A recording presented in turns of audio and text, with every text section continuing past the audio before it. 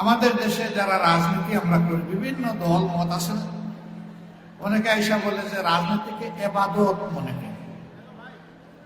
আমাকে সেবা করার সুযোগ দেন, আমি আল্লাহর এবাদত করতে চাই। ইলেকশনের আগে এই কথাটা বলে, কিন্তু ইলেকশনের পরে দেখা যায় যে ওই মানুষের পকেট কাটা শুরু করে ওই নেতাই। এটা সত্য না মিথ্যা?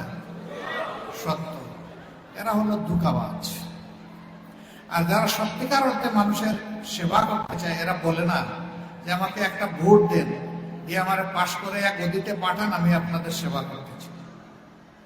এরা এসে বলে যে আমরা আপনাদের সেবা করতে চাই, যদি আপনারা আমাদেরকে এই কাজের যোগ্য মনে করেন, তাহলে আপনার বুধের আমানত দিয়ে আপনি আমার উপরে এই দায়িত্ব দিতে পারেন। তবে শর্ত হচ্ছে এরপরেও আমাকে সাহায্য করবেন, আমাকে ছেড়ে দিবেন না।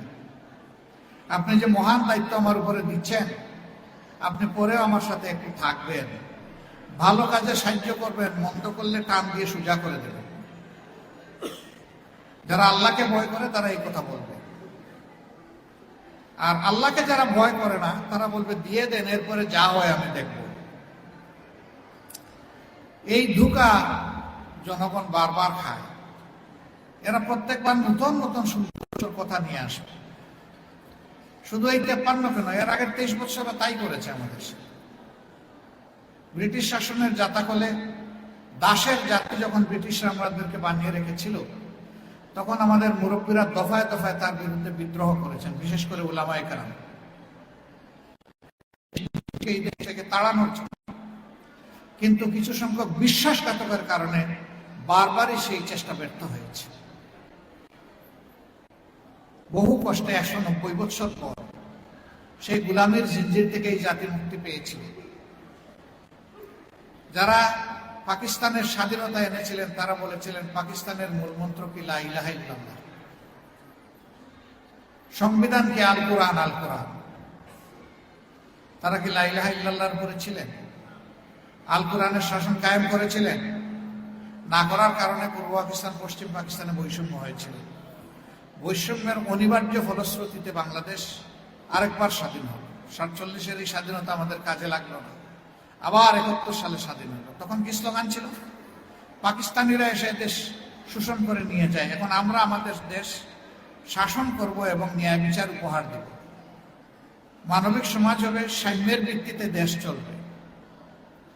সেই স্লোগানের ভিত্তিতে 53 বছর চলল। কি সাম্য যে আমরা পেয়েছি আমরা সবাই দেখেছি। হ্যাঁ, একটা গোষ্ঠী ছাড়া সবাই সাম্য পেয়েছে, সেই সাম্যের নাম জুলুম। সবাই মজলুম ছিল, বিশেষ করে আলিম উলামা মজলুম ছিলেন, ধর্মীয় সংগঠনগুলো মজলুম ছিল। এখন এই 53 বছরের মাথায় এসে আমাদের সন্তানেরা তারা জেগে উঠলো আর বলল উই ওয়ান্ট জাস্টিস, আমরা ন্যায় বিচার চাই, আমরা বৈষম্য মানি না। তাদের ডাকে সবাই সাড়া দিল। 10 মাসের শিশুও বললো আমিও হাসি। বলবেন যে 10 মাসের শিশু হাজির হলো কিভাবে? মা তার 10 মাসের সন্তানকে তুলে নিয়ে রাস্তায় নেমে এসেছে। সাংবাদিক বন্ধুটি প্রশ্ন করেছে, আপনি কি সাংঘাতিক কাজ করেছেন? আপনার এই বাচ্চার বয়স কত? বলে যে 10 মাস।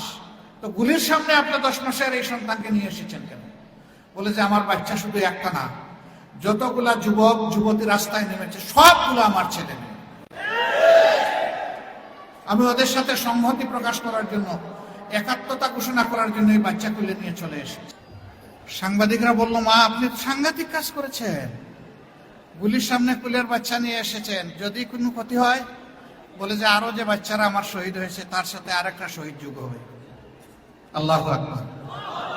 এইভাবে এই বৈষম্য বিরোধী আন্দোলনে সবাই নেমে এসেছিল। আপনারা কেউ বৈষম্য চান? চান কেউ বৈষম্য?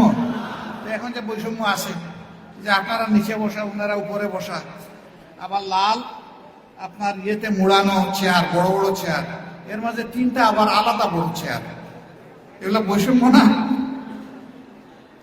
এগুলো এক ধরনের বৈষম্য, এগুলো থাকা উচিত না। যাই হোক, আলহামদুলিল্লাহ। আমি বলছিলাম এই বৈষম্যের কথা বলে নাই, বলেছে যে কেউ না খেয়ে মরবে আর কেউ দেশের টাকা চুরি করে বিদেশে শত শত বাড়ি কিনবে, এটা হবে না। তাই হয়েছে। আমরা এই বৈষম্যটা ভাঙতে চাই এবং আল্লাহর কসম এটা শুধু সম্ভব কোরআনের আইনের ভিত্তিতে, আর কিছু দিয়েই সম্ভব। কোরআনের আইন যখন কায়েম হবে, মানুষ তখন আল্লাহকে ভয় করে তার সমস্ত দায়িত্ব পালন করবে। সেই সময়টা মানুষ চিন্তা করতেও দেখবে যে আমার আল্লাহ আমার এই চিন্তার উপরে খুশি কিনা। কথা বলতে দায়িত্ব নিয়ে কথা বলবে যে আমি কি সত্য বলছি না মিথ্যা বলছি। কাজ করার সময় চিন্তা করবে আমার হাত আমার পা দ্বারা কারো কোনো ক্ষতি হচ্ছে কিনা। দৃষ্টি দেওয়ার সময় চিন্তা করবে যে আল্লাহ যে দৃষ্টি যেখানে নিষিদ্ধ করেছেন আমি সেখানে আমার দৃষ্টি ফেলেছি কিনা। এইভাবে প্রত্যেকটা কাজ হবে আল্লাহকে ভয় করে। তখন এই দেশটা বদলে যাবে ইনশাআল্লাহ।